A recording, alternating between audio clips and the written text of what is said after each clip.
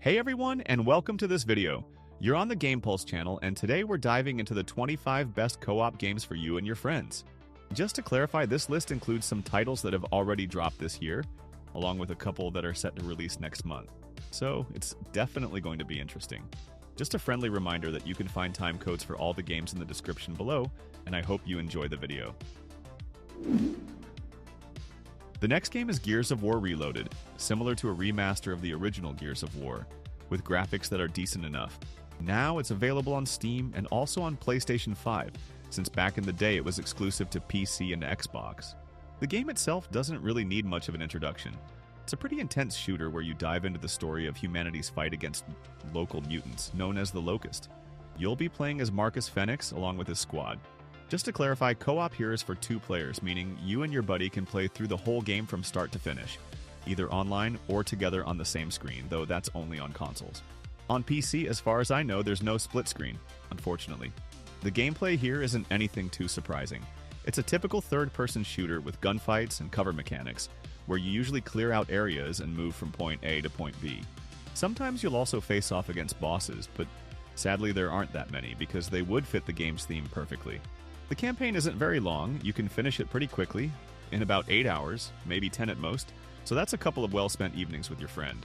If you're not put off by gameplay and shooting straight out of 2007, it's definitely worth checking out, at least for the story and setting, because the latter in the Gears of War series is pretty interesting.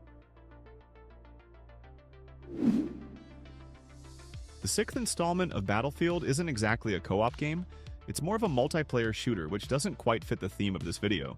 However, as we saw during the open beta this summer, teamwork plays a huge role here. In past versions, team play wasn't really a thing. Everyone just ran around solo on the map, and that was about it. But in this 6th Battlefield, every class actually matters on the battlefield, just like in Bad Company 2. Up to 64 players can be in a match at the same time, 32 on each team, divided into squads of 4. The key here is to work together. The assault class pushes forward, using grenade launchers to flush out enemies from cover, and thankfully the game finally has decent destructibility. Now, these grenade launchers are used not just against vehicles, but also against infantry. Engineers, as is tradition, support those in vehicles, usually running around with a welder to fix tanks while they push forward or guard specific points.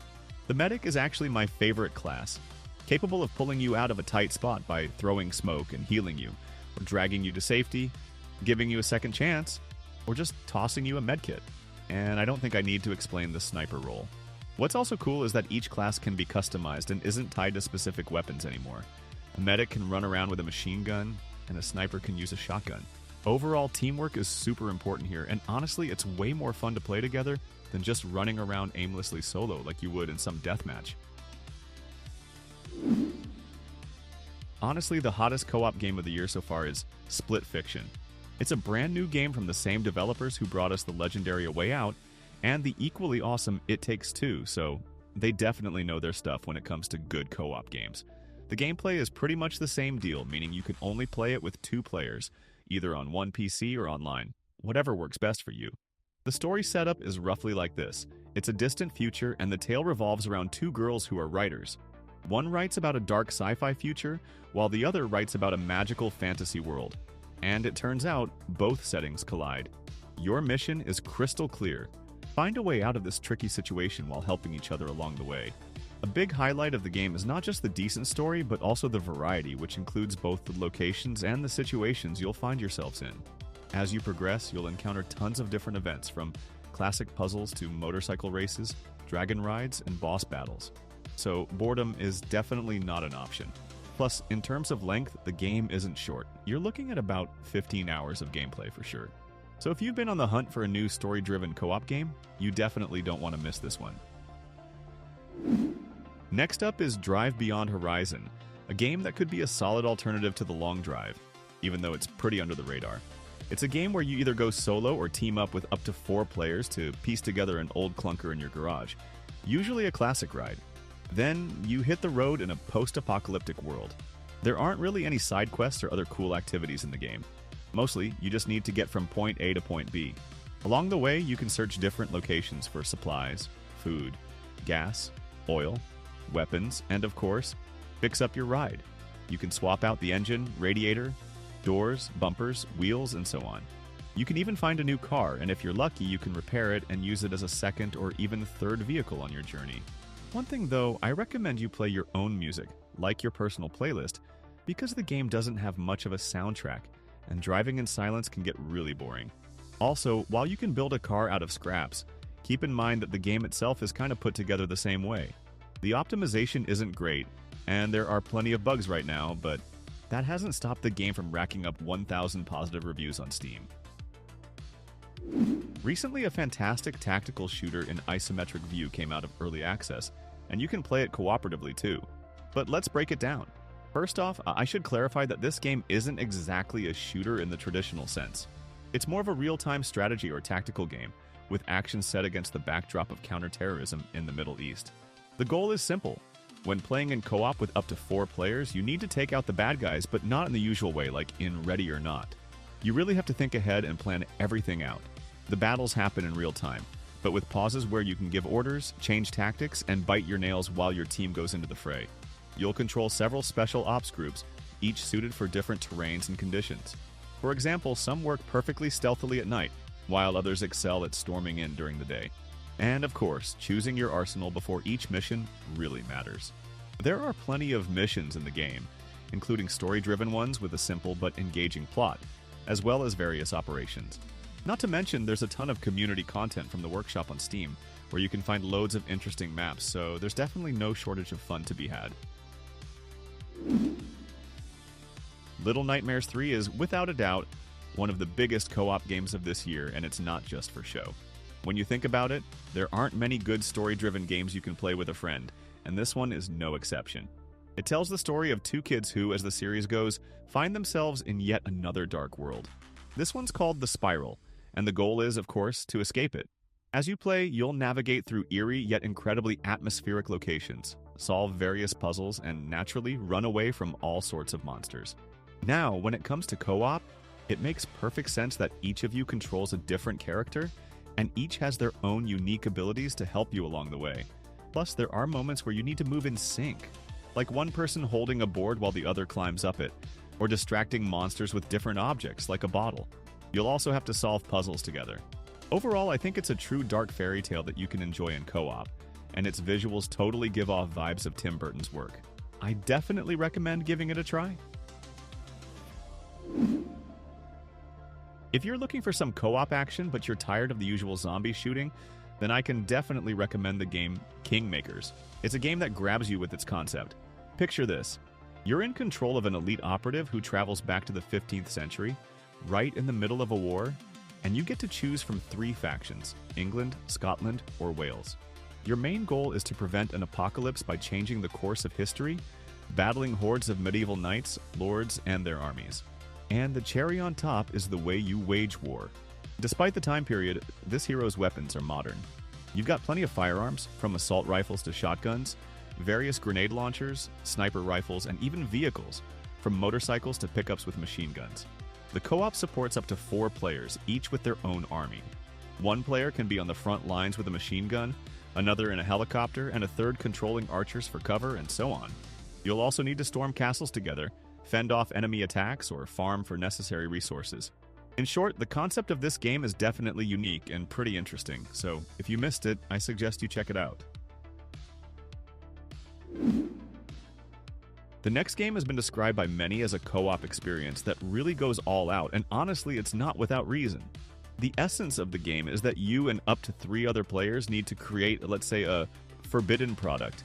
You start from the bottom, brewing in your mobile home, just like in the show, but it doesn't last long since competitors burn it down at the beginning. And you'll have to not only get revenge, but also take over the entire city. By the way, that city is your open world, where you'll find new clients and actively sell your product. You have to prepare it strictly according to the recipe, and the ingredients cost money, so it's not as easy as it sounds. Plus, the police and the cartel complicate distribution, and they're not too happy about your presence, which adds to the gameplay's excitement. Right now, the game has a massive online presence on Steam, and I think it's totally deserved.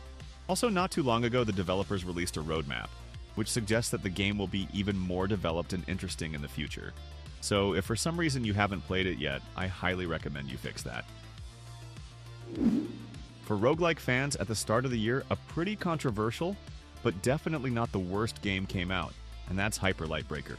Here's the deal. You and your squad of friends get tossed into an open, procedurally generated world where your mission is to take down a bunch of enemies and, of course, bosses. You play as a breaker, which is basically a mercenary, and you can choose the class that fits your playstyle: balance, ranged combat, or heavy armor. Then it's all about exploring this world, whether on foot or using a glider or hoverboard. After each run, you can take the loot you've collected back to the hub city, where you can level up your hero and pick up new quests from NPCs. And since it's a roguelike, every run is unique in its own way because after you die while your skills are saved, the world changes, which adds to the excitement and replayability. Plus, the early access is noticeable. Don't expect a huge amount of content just yet, and there are still a couple of bugs hanging around, but calling it something critical or unplayable just doesn't hold up. And I guess the last interesting roguelike for today is this game. The main idea is pretty similar to the one above. You get thrown into a procedurally generated world with 8 types of floors, ranging from creepy dungeons to orc barracks, where there's room for battling regular mobs and bosses too. Joe plays as one of the heroes. There are 7 classes in total, each with 3 specializations to fit the player's style. Each class is unique. The paladin tanks with a shield, the mage blasts spells, and the rogue sneaks around stealing from chests without being seen. In this game, not only do you have to chop through a bunch of enemies, but you also need to gather all sorts of loot to level up your character for the right build. There's also a storyline about yet another fight against evil, presented through comic-style cutscenes. I'd say it's more of a checkbox feature, but it's nice to have. Overall, similar to the previous game, it's a typical and, let's be honest, solid roguelike to enjoy in co-op with friends.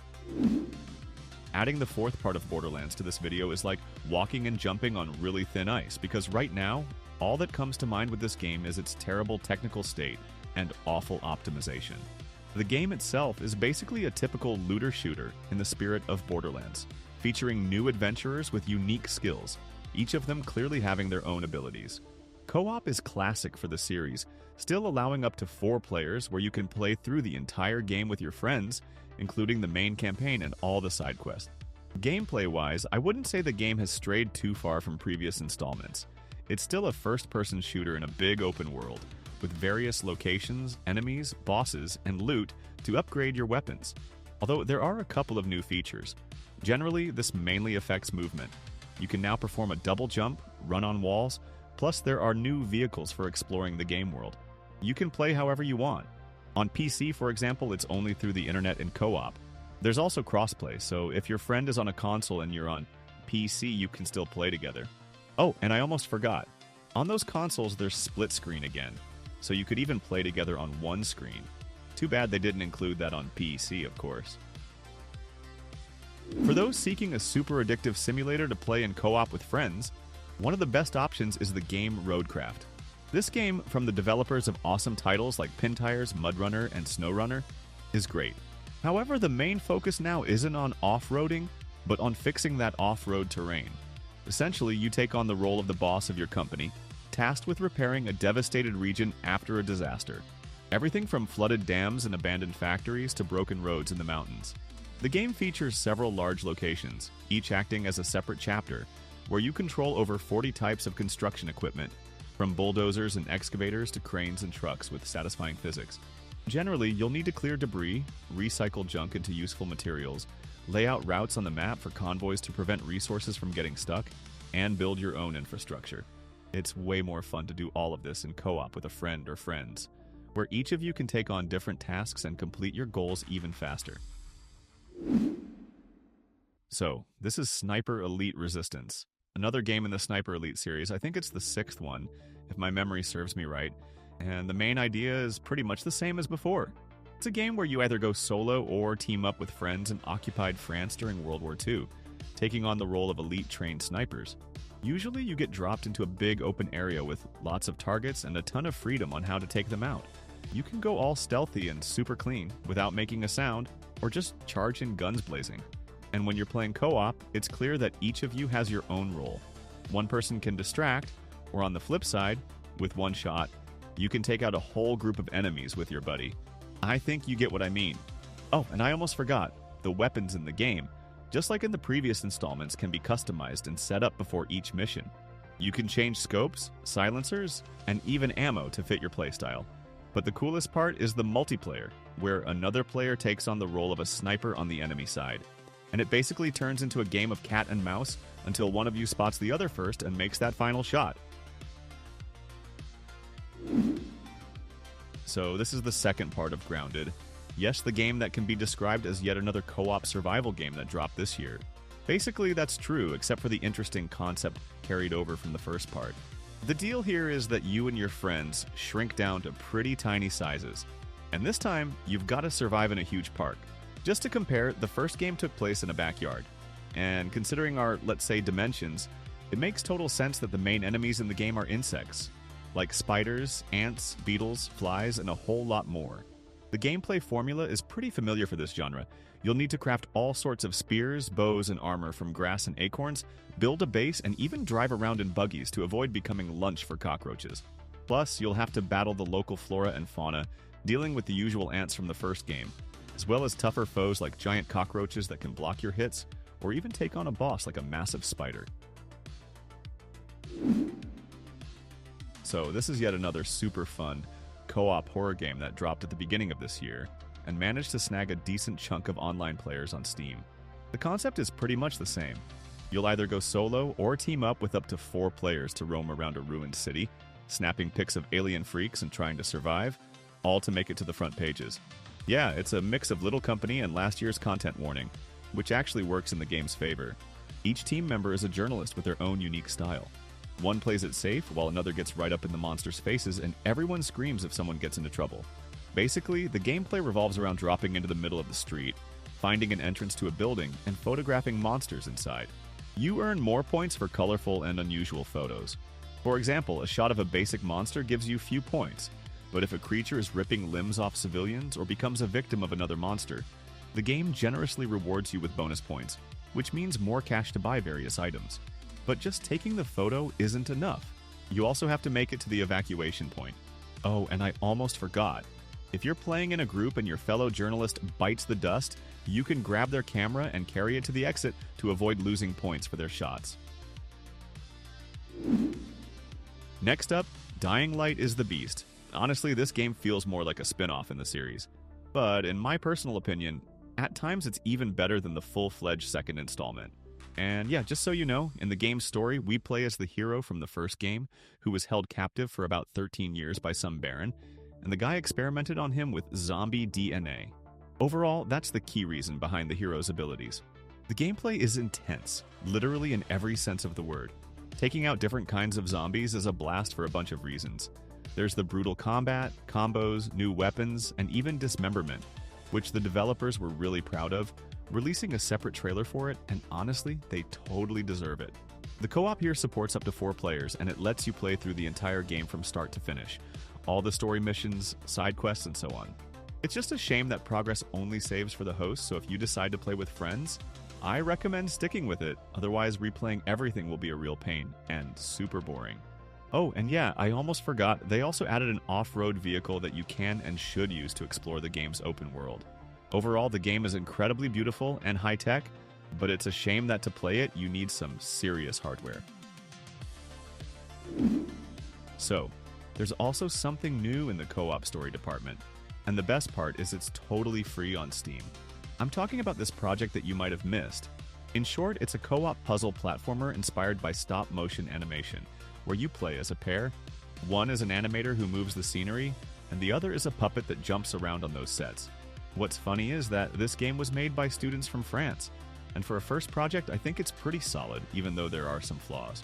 The gameplay involves puzzles and platforming, where you and your buddy figure out how to get through levels filled with spikes, pits, and moving walls. By the way, just like the solo version, you can't complete it alone. You need to team up with someone. Luckily, the story here is pretty much just for show. Don't expect any big revelations. To sum it up, the animator and the puppet are searching for something like the meaning of their connection, but it's more about the vibe than any drama. For a free game, it's quite good. But considering it was made by inexperienced students, the optimization isn't the best, and there are bugs. So keep that in mind if you decide to check it out. Right now, the reviews on Steam are more mixed than positive. Arena Breakout Infinite, similar to Battle Royale, leans more towards a multiplayer shooter than a co-op game. But you can still team up and play together, so I decided to include it in this video. The concept is pretty straightforward. It's basically an extraction shooter, kind of like Escape from Tarkov, where you play as a group of players sent to various locations to grab valuable loot and make it out alive. Unfortunately, pulling this off is really tough, especially since there are other players with the same goal. So each run feels like a raid, where you have to be super careful and coordinated, searching rooms for loot while covering your teammates. 2 players can distract with fire while a 3rd player sneaks around back. I think you get the idea. And after each run, if you manage to escape alive, you also have to split the loot to upgrade both your hub base and the gear you'll need for future missions. Overall, if you enjoy something like this, it's definitely worth checking out. Another game for today is a Space Engineer Simulator, or rather the second part that just came out at the beginning of the year.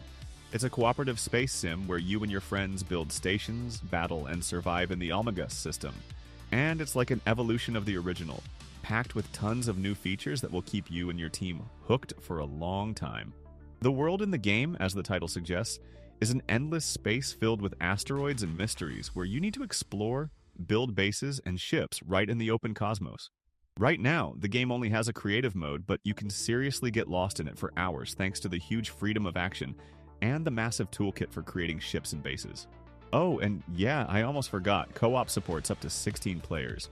Not sure where you'll find that many friends, but just keeping you in the loop. We recommend it if you have a local team and are ready for early access with its ups and downs. This is a spin-off of the Elden Ring series. It's the perfect co-op game for those who enjoy a bit of masochism in gaming, especially for those tired of tackling boss fights alone and wanting to bring their friends into the fray. Oh, and about that, the co-op here is designed for 3 players where each of you selects a unique hero from 8 available options, each with their own abilities naturally. The world itself offers an alternate version of the original Elden Ring, where the goal is straightforward. Survive for 3 days. Each day is about an hour of actual gameplay, and then you face the final boss, who rules this darkness and devours souls. Plus, the game world is procedurally generated. There's also a feature like a shrinking zone from Battle Royale games, which makes the gameplay more intense but also more interesting. You can also divide responsibilities before facing the boss.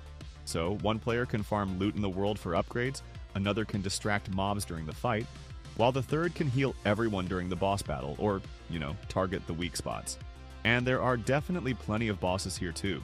You're going to burn out more than once, that's for sure. But that's exactly why people love From Software games, no matter how strange that sounds. Honestly, almost every top co-op game list features a LEGO game, which is not surprising at all. So today we're checking out a brand new and pretty simple creation called LEGO Voyagers. This game doesn't have a groundbreaking story or anything like that. It's all pretty straightforward. We play as 2 LEGO bricks, one red and the other blue. They both discover an abandoned spaceship in some bright brick world and decide to save it. And that's pretty much it. Gameplay-wise, there are no surprises. Just your typical LEGO game.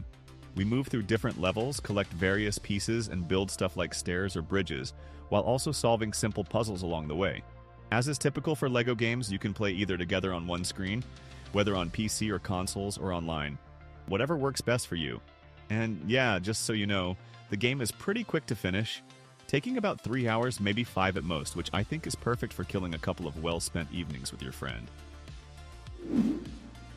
The next game is Peak, a highly anticipated co-op title that launched this year, and it still maintains a strong online presence on Steam. If you, like me, have heard about it but haven't had the chance to try it out yet, let's break it down. The concept is straightforward. You and a couple of friends play as lost scouts on a deserted island, with the sole goal of escaping. To achieve this, you need to conquer the local mountain. This is the game's standout feature as the map constantly changes, requiring you to adapt to new conditions with each attempt. You'll need to assist each other in climbing ledges or setting up ropes, and climbing hooks to clear the way for your team. Additionally, the path to the summit takes you through 4 different biomes, each presenting unique natural obstacles. On top of that, you must monitor your food and stamina, consuming any of the 30 types of questionable food, as your physical state directly impacts your progress. As you play, you can discover various gear like climbing tools or basic energy drinks for a boost.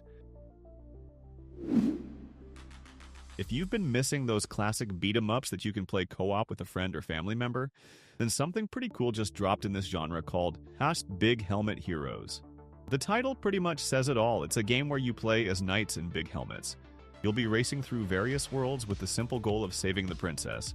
And by the way, she's not exactly easy to rescue. There are 29 heroes to choose from in the game. From a shield-wielding warrior to a monk with magical fists, each one has their own superpower, like a powerful strike or a laser beam. Unfortunately, you can only play 2-player on one PC. Sadly, there's no online co-op. I think that's a pretty big downside for those who can't gather together. The gameplay is very familiar for beat-em-ups. You go from point A to point B while taking out a bunch of enemies, using not just the well-crafted combat with nice animations, but also the environment in each location, like blowing up a barrel or knocking someone off a cliff. The visuals are really nice, and the gameplay is fun too. It's definitely worth sinking a couple of evenings into. However, just before the release of Mark's Bargain Simulator, another interesting game hit the Steam scene and took it by storm. I'm talking about the game R.I.P.